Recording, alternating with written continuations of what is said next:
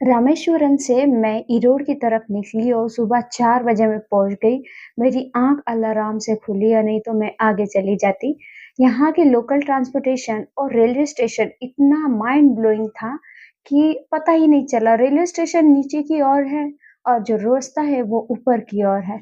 मतलब किसी को किसी से यहाँ पे टेंशन ही मेंटेन नहीं ना है और करने के इतना कारण ये पूरा क्लीन है। खंडर बन गया है।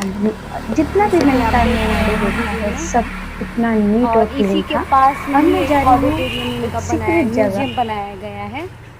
तो मुझे लगता है ऐसा क्यों हो रहा है आजकल हमारी पीढ़ी को। जैसे महामना ज्योतिबा फुले जी का भी जो घर है, जिस तरह से खंडर बना दिया गया है, उसी तरह से इनके भी घर की हालत देखिए कुछ इस तरह से बन गई है। मतलब इनका जो जीवन में इन्होंने जो हमारे लिए कार्य किया है, क्या उसी का इनको हम ये इनाम दे रहे हैं कि हम उनकी जो बातें हैं, उनकी जो यादें हैं, उसको हम संजो के नहीं रख पा रहे हैं। मतलब ये बहुत बड़ी दुख की बात है। और ये देखिए यहाँ टाइमिंग 9 बजे से 2 बजे, 9 से 1 और 2 से 6 बजे तक है।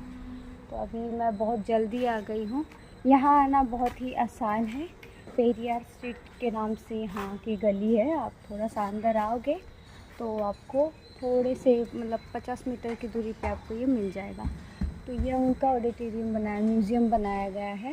वैसे इंग्लिश में नहीं है तो इसीलिए आप कंफ्यूज हो सकते हो। तो आपको गूगल की सहायता से आप यहाँ पे आइएगा, आप आसानी से यहाँ आ पाओगे। पर देखते हैं अंदर का किस तरह से नज़ारा है, कि यहाँ पे भी कुछ भेसळ मिक्सचर ना किया हो। मुझे तो इसी बात का खेद होता है कि क्योंकि कल मैं एपीजे अब्दुल कलाम जी के घर गई थी, तो वहाँ तो इतना मतलब ढोंग चल रहा था कि क्या बताऊँ।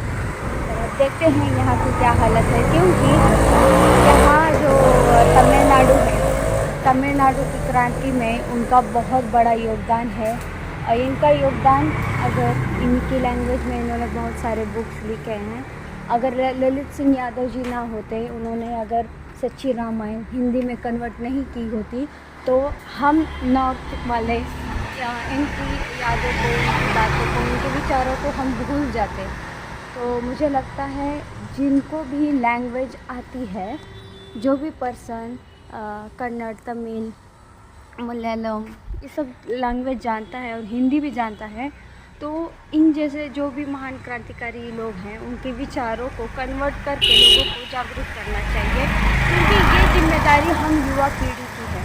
क्योंकि उन्होंने उनके ज़माने में उस समय जो कार्य करना था उन्होंने किया, और आज उनको हम इस तरह से एक इंसल्ट कर रहे हैं। देखिए ना, उनकी जो यादें हैं पूरी खंडर बन गई है। मतलब उन्होंने किस तरह से, ज़मींदार थे वो। मैं जितना जानती हूँ मैं उनके बारे में बता रही हूँ। वो ज़मींदार थे। अगर वो चाहते तो अपनी प्रॉपर्टी, अपना ऐशो आराम के साथ रह सकते थे। उन्होंने, उनको क्या लेना देना था हम समाज से, हम गौर गरीबों से, बाकी जनता से। जबकि उन्होंने कट्टर मतलब धन विरोधी थे। वो साफ साफ कहते थे ये पाखंडवाद, इसका विरोध करते थे। और आज मैं इस गली में आई हूँ, तो इस गली में देखिए मुझे आते हुए ही 4-5 मंदिर, 2-3 दरगाह और बहुत सारे मतलब धार्मिक स्थल दिखे। मतलब जिस चीज़ों का इन्होंने विरोध किया, आज उन्हीं की गली में इतना सारा पाखंड चल रहा है।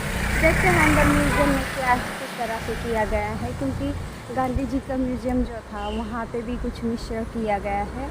अब देखते हैं यहाँ किस तरह से इन लोगों ने मेंशन किया है। तो मुझे आपसे एक ही निवेदन है, अगर आप कोई लैंग्वेज जानते हो और आपके लैंग्वेज के जो महान विचारवादी और क्रांतिकारी लोग होंगे, जिन्होंने अपनी बुक लिखी होगी समाज के हित में, तो आप कन्वर्ट कर सकते हो और दूसरों को प्रेरित कर सकते हो।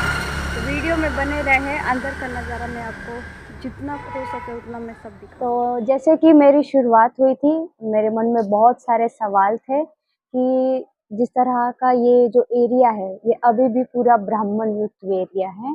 तो मैं सोच रही थी कि यार यहाँ पे किस तरह का कोई मिक्सचर तो नहीं है, जैसे एपीजे अब्दुल कलाम जी के घर पे हुआ और गांधी जी के भी घर पे हुआ। तो यहाँ मुझे थोड़ा सा डाउट था, इसीलिए मैंने सुबह ही आपको बता दिया था।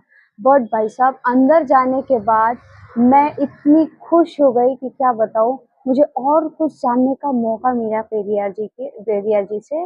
और ख़ास बात ये है कि यहाँ पे जो स्टाफ है वो इसी कास्ट का है। इसी कास्ट का होने के कारण उन्होंने अपने मन से यहाँ पे इतनी साफ-सफाई रखी है, हर चीज़ों को ठीक-ठाक रखा है।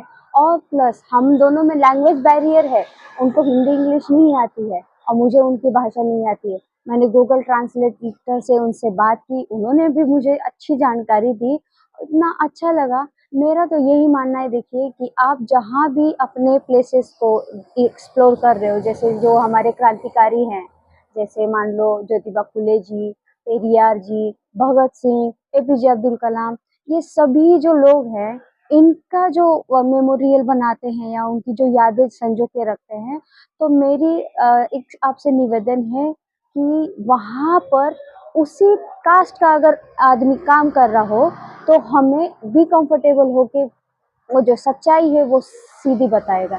अभी जैसा हुआ मेरा अंदर का एक्सपीरियंस, ये मेरा पहला ऐसा वीडियो है और इस एरिया का एक ऐसा पहला वीडियो है। आज तक आपने पेरियार का जो मेमोरियल पार्क है वो अंदर से नहीं देखा है, क्योंकि मैंने भी रिव्यू पढ़ा था कि अंदर जाना अलाउ नहीं है, कैमरा अलाउ नहीं है, बहुत इंस्ट्रक्शन है, जानकारी ठीक नहीं है। कोई-कोई जगह इंग्लिश मेंशन किया है, कोई-कोई उनकी तमिल भाषा मेंशन की है। बट मैं अंदर गई, मैं आपको अंदर का नज़ारा पूरा दिखाऊँगी। अंदर का तो दिखाऊँगी ही, पर जो उनका घर बंद पड़ा है, उसका भी मैंने फ़ोटो ले लिया है ऊपर छत पे जाके खिड़की से। आपको उसकी भी कंडीशन दिखाऊँगी। आपको ये सब जानकारी मिलेगी सिर्फ़ और सिर्फ़ मेरे चैनल पे। तो मेरे चैनल पे बने रहें और मेरी आपसे निवेदन है कि इस जगह पर आकर मिलिए। जैसे ही आप Kanyakumari, Coimbatore near by area में आते हैं, तो यहाँ ज़रूर आइए। आना बहुत आसान है। मैं यहाँ के स्टाफ का आपको नंबर भी दूँगी, अगर आपको कुछ कन्फ्यूजन, डाउट हो तो मुझे कमेंट करके ज़रूर बताइएगा। मेरा रिस्पॉन्स आपको क्विक आएगा, क्योंकि मैं इन जगहों को एक्सप्लोर करके, ये एक तरह से हिडन प्लेसेस ही कह सकते हो। इस जगह को मैं अब हिडन नहीं रहने देना है। ऐसी जगह को हम अगर सपोर्ट करेंगे, ज़्यादा से ज़्यादा टूरिस्ट आएँगे, तो गवर्नमेंट का भी ध्यान निश्चित ही जाएगा और उनका जो घर खराब हो चुका है, बंद है, उसका भी काम जल्द ही जल्द चालू हो जाएगा। सिर्फ़ और सिर्फ़ ये आपके सपोर्ट से होगा। तो वीडियो पूरी देखिए, वॉच कीजिए, लाइक करें, कमेंट करें और शेयर ज़रूर ही करें। मैं बाकी वीडियो को नहीं बोलती, पर इस वीडियो को मैं दिल लगा के आपको गिड़गिड़ा के बोल रही हूँ, दिल से बोल रही हूँ कि आप यहाँ आइए, देखिए और इस चीज़ों को सपोर्ट कीजिए, क्योंकि आजकल हम युवा पीढ़ी का ही काम है, और कौन करेगा बताइए? पहले के ज़माने में उनको ये सब ब्राह्मण एरिया अभी भी है। उन्होंने कितना फाइट किया होगा, आप उनकी कंडीशन चाहकर उस ज़माने के बारे में सोच सकते हैं। तो अभी तो उतना अब एडवांस हो चुका है। तो अब हमारा काम है कि इनकी यादों को संजो के रखें, इनके इतिहास को बचाएँ और हमारे आने वाली पीढ़ी को हम बताएँ। नहीं तो अगर हम नहीं आएँगे ना, तो एक तरह से इनका इतिहास जो है वो मिटा दिया जाएगा। जैसे कि सुबह मैंने आपको बताया कि एक आदमी बार-बार घूर रहा था, सामने ये ब्राह्मण है, और कुछ अलग ही मुझे ये मिल रही थी वेव, पर अब अंदर आने के बाद इतना अच्छा लग रहा है। आप डेफ़िनेटली आइए और इन चीज़ों को बढ़ावा दीजिए। हम हैं, आप हैं, तो इन चीज़ों का काम हमारा ही होगा। तो वीडियो को लास्ट तक देखिए और वीडियो में बने रहें। धन्यवाद। तो ये बिल्डिंग गवर्नमेंट के अंडर है और यहाँ के स्टाफ जो है वो गवर्नमेंट के है, इसीलिए उनका इंटरव्यू मैं नहीं ले पाई। बट मैं आपको वीडियो में पूरी जानकारी दे दी है और जितना डिटेल हो सके यहाँ के रूट के बारे में मैं बता दूँ।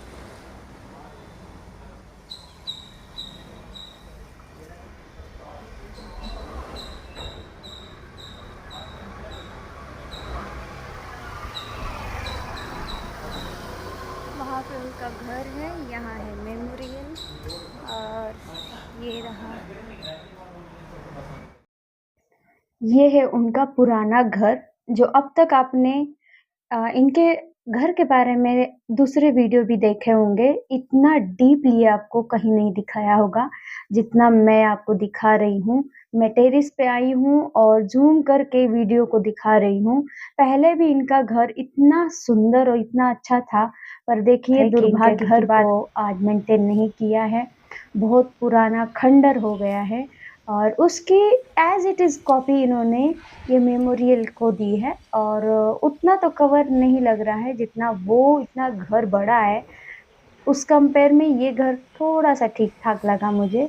तो ये इतना पुराना घर है और इनकी पूरी यादें ये पूरी ब्राह्मण कॉलोनी है और उन पूरे ब्राह्मण कॉलोनी में उनका एक अनोखा घर जिन्होंने कास्ट के बारे में एक अनकंफर्टेबल सवाल पूछा था कि इंसान की वैल्यू उसके या कास्ट उसके के जन्म जन्म से से होनी होनी चाहिए। ये समाज को ये सवाल इतना खटकने लगा कि कुछ लोगों को आज भी उनकी बातें चुभने लगती है। मैंने यहाँ आने के बाद एक्सपीरियंस किया, कुछ लोग मुझे इस तरह घूर रहे थे जैसे कोई नया कुछ देख लिया हो। पता नहीं अभी भी उनके विचार बदले नहीं हैं इन लोगों के। उस समय में इन्होंने कितना संघर्ष किया होगा, कितना प्रॉब्लम सहा होगा और पता है ये पॉलिटिक्स में भी नहीं थे, इनकी फैमिली अच्छे बिज़नेसमैन थे। पर इन्होंने पॉलिटिक्स जॉइन की, कांग्रेस जॉइन करने के बाद फिर बाद में उन्होंने दूसरी पार्टी अपनी खुद की पार्टी बनाई, जो कि डीएमके के नाम से है। उनका मानना था कि बाबा कांग्रेस में तो हम अपने विचार तो रख सकते हैं, पर कास्ट के बारे में जो हम हमारी जो राय है, उसको नहीं बदल सकते। मतलब फ्रीडम जो मिल रहा है वो उस उसको कोई मतलब ही नहीं है ना कि अगर कास्टिज़्म इसमें भी चलता रहे तो। इसीलिए उन्होंने कांग्रेस को छोड़ दिया। यहाँ उनकी बहुत सारी यादें रखी गई हैं, उनका चश्मा, उनका कोट, ये देखिए बाहर से आपको व्यू दे। अब हम चलते हैं नीचे सीढ़ियों की ओर से और नीचे जाकर मैं दिखाऊँगी आपको उनकी बहुत सारी यादें, उनके लिखे हुए बुक्स, न्यूज़पेपर, बहुत सारे आर्टिकल हम इसमें देखने वाले हैं।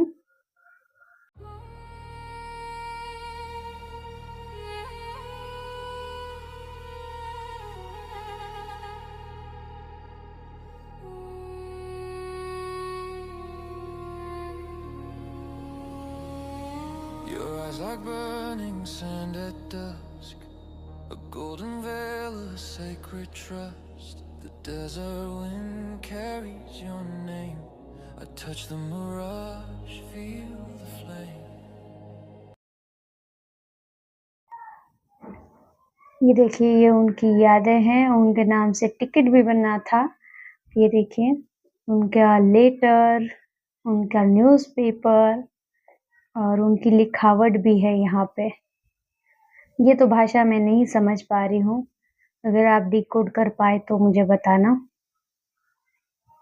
ये है उनके कपड़े जो कि इतने संभाल के रखे हुए हैं, उन्होंने यूज़ किया हुआ टॉवल, उनकी छड़ी भी है यहाँ पे, उनके बहुत सारे कपड़े यहाँ पे हैं, उनकी पर्स, उनका चश्मा,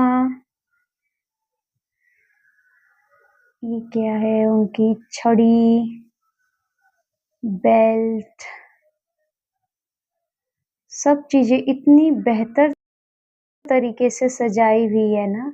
और ख़ास बात पता है यहाँ पे जो अ, रखवाले के तौर पे हैं गवर्नमेंट सर्वेंट, वो भी इन्हीं के कास्ट के हैं, इसीलिए इन चीज़ों को अच्छे से संभाल के रखा गया है। ये देखिए पुराने ज़माने का चूल्हा, जो कि हम अभी भी गाँव में देखते हैं। ये बाहर का व्यू है और हाँ, यहाँ का जो स्टाफ है वो इन्हीं की कास्ट का है, मतलब एससी कास्ट के हैं और इसीलिए उन्होंने यहाँ की इतनी अच्छी जानकारी दी, कोई हेजिटेट नहीं। जैसे कि मैंने बताया आपको जी महामना ज्योतिबा फुले जी के घर जब मैं गई थी, तो वहाँ पे कोई अलग कास्ट के थे, इसीलिए बातों में उन्होंने जानकारी में इतना टाल-मटोल किया गया कि ठीक से बताया भी नहीं गया। पर यहाँ पे बैरियर होने के बावजूद लैंग्वेज इतना अच्छा हमें समझाया और बताया ट्रांसलेशन के ज़रिए, मतलब बहुत ही अच्छा लगा हमको।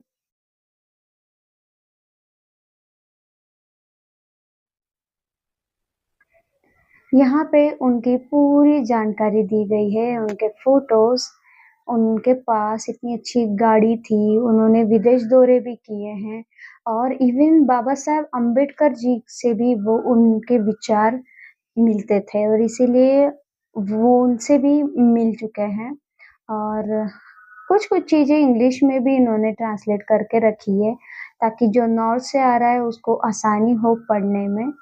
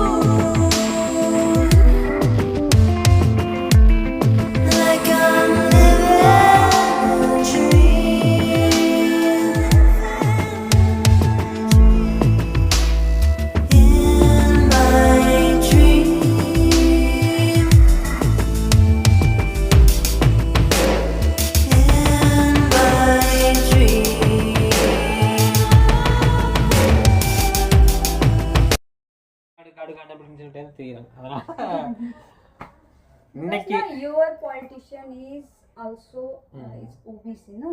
yeah, So his ideology to mention this like memorial. So it's not mixed up. கண்டிப்பா. அதாவதுங்க எல்லாத்துக்கான ஈக்குவலான ஒரு அரசியல் வேணுங்க. எல்லாமே தேவைப்படுது. எல்லாத்துக்கும் எல்லானுங்க ஒரு விஷயம் தேவைப்படுது. இது என்ன அப்படின்னு கேட்டிங்கன்னா मैं टूटी-मूटी इंग्लिश के साथ मैंने समझने का और उन्होंने समझाने का इतना ब्यूटीफुल प्रयास किया कि मतलब बहुत अच्छा लगा।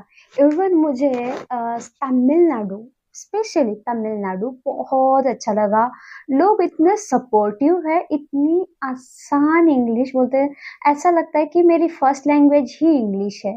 मतलब यहाँ इतना अच्छा लगा मुझे, बहुत मेरे लाइफ का ये बहुत ही अच्छा पल। तो अब हम जानेंगे पेरियार कौन थे और उन्होंने क्या किया समाज के लिए। हम नॉर्थ वालों को ज़्यादा कुछ पता नहीं है और इसीलिए मैं अभी आपको इनकी हिस्ट्री बताने वाली हूँ। तो उनका पूरा नाम था एरोड वेंकटा रामास्वामी, जिसे दुनिया पेरियार ईवी रामास्वामी के नाम से भी जानते हैं। पेरियार जो है वो प्यार से बड़े भाई को भी कहा जाता है। उनका जन्म 17 सितंबर 1879 ईरोड मद्रास प्रेसिडेंसी में हुआ और उनकी मृत्यु 24 दिसंबर 1973 में हुआ। पेरियार तमिल शब्द है जिसका अर्थ होता है ग्रेट वन, रिस्पेक्टेड एल्डर। उन्हें द्रविड़ान मूवमेंट के सबसे इम्पोर्टेंट आर्किटेक्चर में माना जाता है। लेकिन एक इंटरेस्टिंग बात, पेरियार की पहचान शुरू से पॉलिटिशियन नहीं थी। उनका असली फोकस सोशल रिफॉर्म था। उनके लिए सवाल था कि सोसाइटी में किसी इंसान को सिर्फ उसके कास्ट या बर्थ की वजह से नीचा क्यों माना जाता है। इरोड का वो घर जहाँ से कहानी शुरू हुई, मतलब आपने जो देखा है, आपने जो पुराना घर देखा वो बहुत इम्पोर्टेंट है। तमिलनाडु गवर्नमेंट के म्यूजियम डायरेक्टरी के according Periyar Anna memorial house 17 Periyar street Erode Periyar का हेरिटेज फैमिली प्रॉपर्टी था। आज वहाँ उसने जुड़ी चीजें डिस्प्ले की जाती है, इंक्लूडेड उनके अर्ली डेज कोड और दूसरे पर्सनल ऑब्जेक्ट। म्यूजियम 1985 में इस्टेब्लिश हुआ था, मतलब ये जो म्यूजियम है वो 1985 में इस्टेब्लिश किया था। आज हम इरोड के उस घर में खड़े हैं जहाँ से एक ऐसे आदमी की कहानी शुरू हुई जिन्होंने पूरी सोसाइटी से एक अनकंफर्टेबल सवाल पूछा, इंसान की वैल्यू उसके जन्म से डिसाइड होगी या उसकी ह्यूमैनिटी से। ये इतना अनकंफर्टेबल सवाल था कि लोगों के मन में आज भी चुभता है।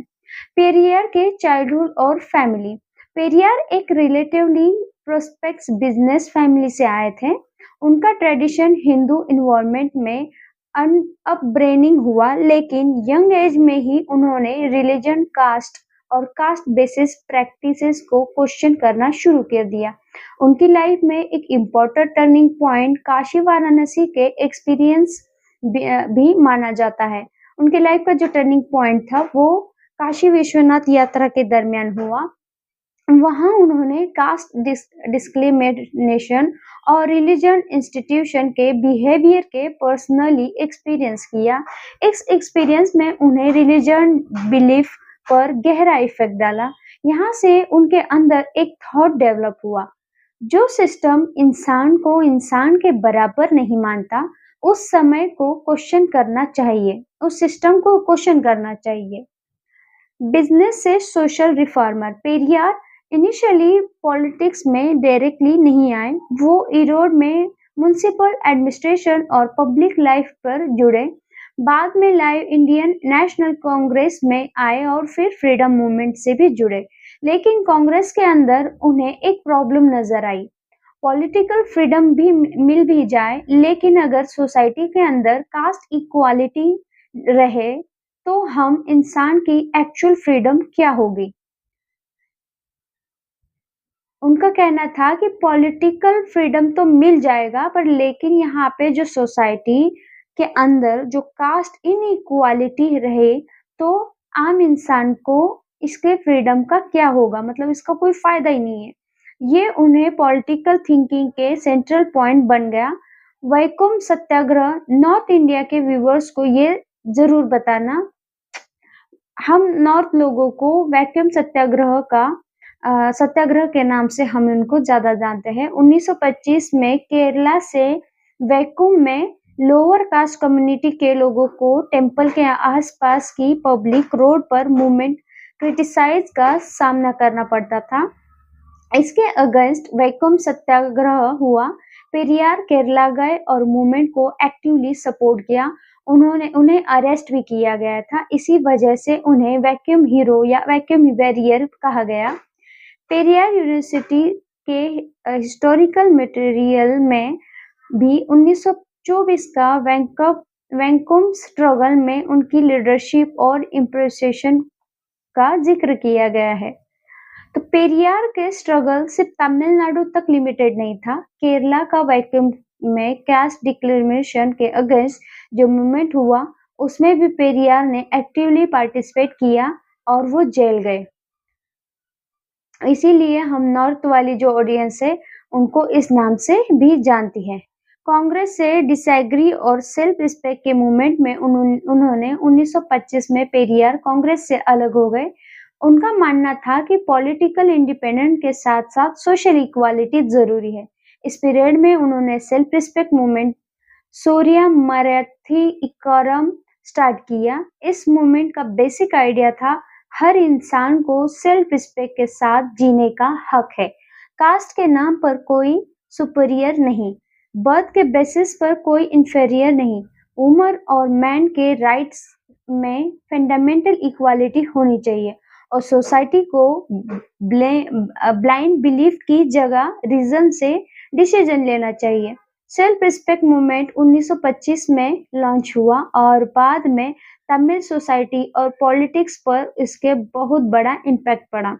पेरियार एथिस्ट क्यों बने? ये बात हम जानते हैं कि वो एथिस्ट थे और ये बहुत सेंसिटिव मामला है। तो पेरियार का मानना था कि पेरियार ओपनली एथिस्ट और रिलीजियस थे, लेकिन उनका एथिज्म सिर्फ मैं गॉड को नहीं मानता तक लिमिट नहीं था। उनका फंडामेंटल एग्रीमेंट था कि अगर रिलीजियस ट्रेडिशन के नाम पर caste discrimination, untouchability, women operations या इनइक्वालिटी जस्टिफाई की जा रही है, तो उस ट्रेडिशन को क्वेश्चन करना चाहिए। इसीलिए वो एथिस्ट थे। वो मैथोलॉजी, रिलीजियंस, अथॉरिटी और फेलियर्स के ओपन चैलेंज करते रहते थे। उनके सवाल इतने तीक्ष्ण थे कि आज तक कोई भी आज तक उनके सवालों का जवाब नहीं दे पाया है। किसी बात को सिर्फ इसलिए मत मानो क्योंकि पुराने लोग मानते आए हैं, रीजन पे क्वेश्चन करो। इस रैशनैलिटी थिंकिंग को स्प्रेड करने के लिए उन्होंने न्यूज़पेपर, मैगजीन, बुक का भी एक्सटेंशन के तौर पे उन्होंने यूज किया था। उनकी एक बुक है सच्ची रामायण, जो कि ललित सिंह यादव जी ने हिंदी में प्रचारित की थी, जिस बुक को बैन भी कर दिया गया था और बाद में उसको कोर्ट के द्वारा मंजूरी भी दी गई थी कि ये जो बुक है वो सही है। उनका सबसे पावरफुल वेपन बुक्स और न्यूज़पेपर था। ईडन में उन्होंने बुक और पब्लिकेशन देखा। उन्होंने मेंशन ब्लॉग में उन्होंने बुक और पब्लिकेशन भी लिखा है। पेरियार सिर्फ स्पीचेस नहीं देते थे, तो वो लिखते भी बहुत थे और उन्होंने बहुत सारी किताबें लिखी है। मैं आपको यहाँ दिखा रही हूँ, जो कि उन्होंने सबसे मुझे अच्छा जो लगा, उन्होंने जो वुमेन्स के बारे में बात की है।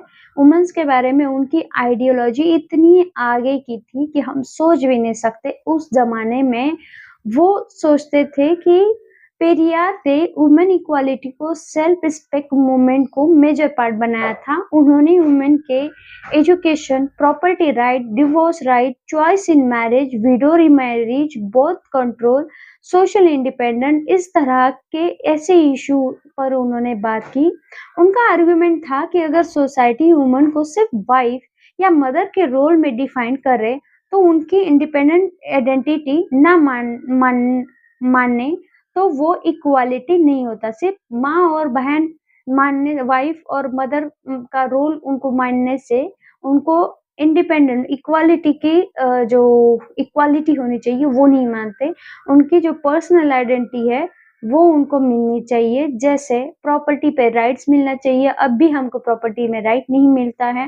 डिवोर्स का राइट भी हमें नहीं मिलता है। चॉइस इन मैरिज तो वो तो दूर की बात है, अभी भी चॉइस इन मैरिज नहीं है। विडो रीमैरिज में भी बहुत सारी प्रॉब्लम आती है, और बर्थ कंट्रोल का तो आप पूछो ही नहीं। सोशल इंडिपेंडेंस तो अभी-अभी हमको मिल रहा है, उसमें भी हमारी टाँगें खींची जाती है। तो सोचो उन्होंने उतने पहले हमारे बारे में सोचा था, मतलब उनकी सोच कितनी आगे की थी। और कास्ट के खिलाफ उनकी फाइट तो चलती रही। उन्होंने सबसे बड़ा सोशल टारगेट था उनका कास्ट हेराइची। उनका मानना था कि किसी इंसान की सोशल स्टेटस सिर्फ उसके बर्थ से डिसाइड नहीं होनी चाहिए, कि कौन बड़ा है, कौन छोटा है, कौन अमीर है, कोई गरीब है, ये ना मानते हुए उनका जितने, जैसे मनुस्मृति में आपने सुना है शूद्र और क्या बहुत सारी, मतलब 4 ये है ना वर्ण व्यवस्था में, जैसे ब्राह्मण है, क्षत्रिय है, वैश्य है, शूद्र है। ब्राह्मण सब पढ़ने का अधिकार, लिखने का अधिकार ब्राह्मण को था। क्षत्रियों को युद्ध करने का था। जो ये है वैश्य, वो सिर्फ बिजनेस कर सकते थे, और शूद्रों को इन तीनों वर्गों की सेवा करनी चाहिए।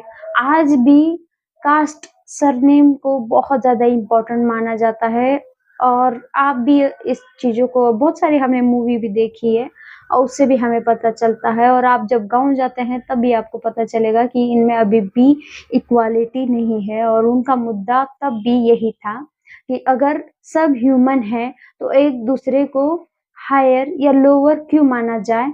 इस वजह से उनकी पॉलिटिक्स और स्पीचेस बहुत प्रोएक्टिव होती थी। हिंदी के खिलाफ उनको बोलते हैं कि ये हिंदी के खिलाफ भी उनका स्टैंड था। तो हिंदी के खिलाफ उनका स्टैंड इस तरह से था क्योंकि नॉर्थ में पेरियार के नाम अक्सर एंटी हिंदी मूवमेंट के साथ सुना जाता है, लेकिन वो एंटी हिंदी नहीं थे। उनका मानना था कि जैसे तमिल सबको यहाँ पे सिखाई जाती है, वैसे हिंदी भी सबको सिखाई जाए। आप जब साउथ में जाओगे तो बहुत कम लोगों को हिंदी आती है। मोस्ट ऑफ तो वो लोग इंग्लिश बोलते हैं, या उनकी 3 जो लैंग्वेज है, कन्नड़ा है, तेलुगु है, मलयालम है, वो लैंग्वेज बोलते हैं। हिंदी बहुत कम लोगों को आती है, तो उनका मानना था कि आप हिंदी जो है वो सबको आनी चाहिए, और इसीलिए हम उनको एंटी हिंदी भी बोलते हैं, पर ऐसा उनका मानना नहीं था। उनके कंसर्न जो थे तमिलनाडु में एंटी हिंदी एंटीजन्स, तो उनका बात अलग था। 1930 में पेरियार का इन्फ्लुएंस और बढ़ा। जस्टिस पार्टी और डिवाइडर काइजिगम में 1930 में उनका इन्फ्लुएंस और बढ़ा। जस्टिस पार्टी और सेल्फ रिस्पेक्ट मूवमेंट का पॉलिटिशियन सोशल करंट इन्वॉल्वमेंट उनका लीडरशिप में कंसिडर हुआ। 1944 में जस्टिस पार्टी के नाम डिवाइडर डीके कर दिया गया, और पेरियार इलेक्ट्रोल पॉलिटिशियन से दूर रहे और सोशल ट्रांसफॉर्मेशन को प्रायोरिटी देते रहे। उनका क्लोज एसोसिएट सीएन अन्नुदुराई बाद में अलग हुए और 1949 में डीएमके बनाई। यहाँ से पेरियार की आइडियोलॉजी तमिलनाडु की इलेक्ट्रल पॉलिटिक्स में डायरेक्टली नहीं लेकिन इनडायरेक्टली बहुत पावरफुल इन्फ्लुएंस बन गई। पेरियार और अंबेडकर, हमने फोटो में देखा पेरियार और अंबेडकर भी है, ये भी आपके इसमें दिखाया गया है, मतलब हमने फोटो में देखा। पेरियार और अंबेडकर दोनों कास्ट हेराइची के स्ट्रॉन्ग क्रिटिक्स थे, अल्थो उनके पॉलिटिकल अप्रोच और आइडियोलॉजी फ्रेमवर्क एक्चुअली सेम नहीं था। दोनों का कॉमन कंसर्न था कि सोशल इक्वालिटी के बिना पॉलिटिक डेमोक्रेसी इनकम्प्लीट है। इसीलिए पेरियार को समझाने के लिए उन्हें सिर्फ तमिल पॉलिटिशियन के रूप में देखना बहुत इनकम्प्लीट पिक्चर होगी। पेरियार की फॉरेन जर्नी, वो फॉरेन में भी जा चुके हैं, जैसे कि आप फोटो में देख सकते हैं। पेरियार ने इंडिया के बाहर भी ट्रैवल किया। 1929 से 32 के पीरियड में उनमें उन्होंने मलाया, यूरोप और स्विस यूनियन का ट्रैवल किया। स्विस एक्सपीरियंस और यूरोपियन सोशल मूवमेंट ने उनकी पॉलिटिकल सोशल थिंकिंग को इन्फ्लुएंस किया। उन्होंने देखा कि डिफरेंट सोसाइटी में रिलीजन, पॉलिटिक्स, लेबर और सोशल ऑर्गेनाइजेशन को अलग तरह से अप्रोच किया जा सकता है। इसीलिए उनका रिलीजियम और सोशल रिफॉर्म एजेंडा और स्ट्रांग हुआ। उनकी जो लैंग्वेज थी सिर्फ तमिल नहीं है। तो अपने एक इम्पॉर्टेंट चीज नोटिस किया होगा कि पेरियार के जो लिटरेचर और उनके आइडियाज तमिल के बाहर भी सर्कुलेट हुए हैं। उनकी प्राइमरी लैंग्वेज जो थी, राइटिंग लैंग्वेज तमिल थी, लेकिन उनके आइडियाज को इंग्लिश और साउथ इंडियन लैंग्वेज के थ्रू भी रीडर्स तक पहुंचाया गया और उनके वर्क ट्रांसलेशन को मल्टी लैंग्वेज सर्कुलेट हुआ। इसलिए अगर आपको म्यूजियम लाइब्रेरी में तमिल, कन्नड़ा, मलयालम के बुक भी दिखे हैं तो आप समझ सकते हो पेरियार की मदर लैंग्वेज तमिल थी, लेकिन उनकी आइडियोलॉजी सिर्फ तमिल सोसाइटी तक सीमित नहीं रही। उनके राइटिंग और आइडिया साउथ इंडिया की दूसरी लैंग्वेज में भी पढ़ते और ट्रांसलेट किए गए हैं। अभी हम उनके कंट्रोवर्शियल साइड भी देखेंगे, क्योंकि बहुत सारी कंट्रोवर्सी कास्ट को लेके हुई है। तो अगर आप हिस्ट्री में इंटरेस्टेड हो तो पेरियार ने बहुत सारी कंट्रोवर्सी और प्रोएक्टिव थिंकर भी थे। उन्होंने Hindu religion tradition, caste heritage, Brahmanical domains, religion texts और गॉड के कंसेप्ट पर एक्सट्रीमली स्ट्रॉन्ग लैंग्वेज यूज की। कुछ लोग पेरियार जी को बदनाम करने के लिए कहते हैं कि उन्होंने अपनी बेटी से शादी की, जबकि ये बात वास्तविक में सबसे गलत है। उनकी जो उम्र थी वो 30 या 31 साल की थी, और जबकि पेरियार जी की उम्र 70 की थी। तो स्वाभाविक है, हमारा नेचर है कि हम उस रिश्ते को बेटे या बाप के रूप में ही माना जाएगा, पर इस तरह से उनका रिश्ता नहीं था। उनको रिस्पेक्ट दिया जाता था, बट वो उनकी असली बेटी नहीं थी। और शादी करने का उनका कारण ये था, जैसे कि आपको पता है, पहली बीवी से जो बच्चा हुआ था वो ज़्यादा दिन तक नहीं रह पाया, और इसीलिए उनका जो उत्तरदायित्व है, उनका जो प्रॉपर्टी है, उसको हैंडल करने के लिए कोई नहीं था। और रही बात इस महिला की, उन्होंने, जिनका नाम था मनियम्मी, उन्होंने इस आंदोलन में पेरियार जी का इतना साथ दिया कि उनके चलते वो जेल में भी जा चुकी, और उनका जो भी कारोबार था वो संभालने लगी। और सबसे भरोसेमंद कह सकते हैं, सबसे भरोसेमंद यही थी। इसीलिए उन्होंने उनसे शादी की, और उस शादी को ही वो, मतलब जब आंदोलन चल रहा था, एंटी हिंदी आंदोलन, तो वो जेल में भी जा चुकी है। वो उनकी सिक्योरिटी थी, हर चीज को वो ही संभालती थी, और भरोसेमंद महिला वही थी। इसीलिए उन्होंने उनसे शादी करके भरोसा और डेवलप किया, और आगे चल के वो उनकी उत्तराधिकारी भी बनी। और ये बात हुई है, जबकि लोग इस चीजों को गलत तरीके से देखते हैं।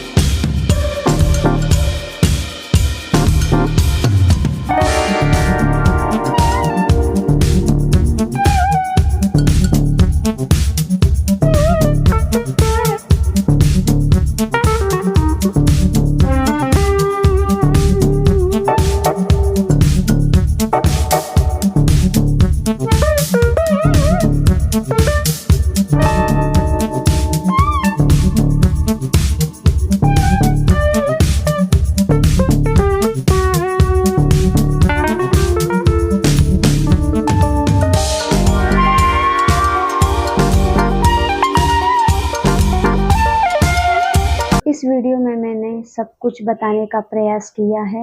अगर कुछ गलती हो गई हो, क्योंकि साउथ की जो तमिल लैंग्वेज है और उस चीज़ों को मैं एक्सप्लेन करने में थोड़ी सी गलती हुई हो तो समझ लीजिएगा और एक्सप्लेन कीजिएगा। अगर कुछ प्रोनाउंसिएशन गलत हुआ होगा तो मुझे माफ़ कीजिएगा। मैं ट्राई करूँगी आगे जो भी वीडियो होगा उसको अच्छे से प्रोनाउंस करूँ। और इनकी विचारधारा मुझे बहुत अच्छी लगी, इसीलिए मैं स्पेशली इनके घर विज़िट करने गई और मुझे लगता है कि आप सभी को यहाँ ज़रूर आना चाहिए। अभी फ़िलहाल तो हम 3-4 लोग ही थे, जो कि बहुत कम लोग थे। यहाँ बहुत सुनसान था, बहुत कम लोग आते हैं और हमें लगता है कि आप सभी ने यहाँ आना चाहिए, तभी सरकार का ध्यान इस पर जाएगा और उनका जो पुराना घर है उसको ठीक से रिकवर किया जाए। और टूरिज़्म बहुत ज़रूरी है अच्छी चीज़ों को प्रोवाइड करने के लिए, तो आप ज़रूर आइएगा। वीडियो कैसा लगा ज़रूर कमेंट करके बताइएगा और मिलते हैं ऐसे ही शानदार वीडियो में। तब तक के लिए अपना ख्याल रखिएगा। Bye bye, Tata.